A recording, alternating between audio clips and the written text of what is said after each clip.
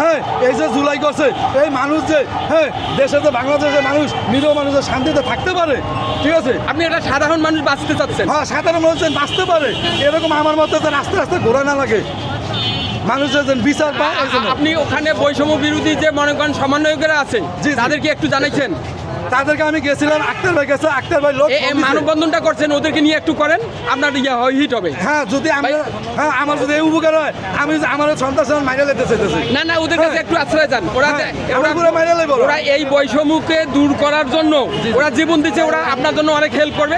আপনি এটা করেন, আমার ওরা মাইরে লেব, আমি যদি বাঁচতে পারি একও ছিলাই আমার ঘেরা মানুষ বাঁচতে পারে, আমি আল্লাহর কাছে হাজার শুকুর।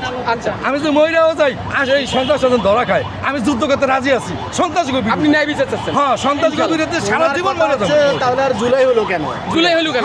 এখনো 5,000 টাকা দিয়েছে, তাও মামলা নেয় নাই। তাও আচ্ছা, আপনি তো সেই এসআই নাম্বার তো নাম্বার নিতে পারেন না, এটাই তো সমস্যা।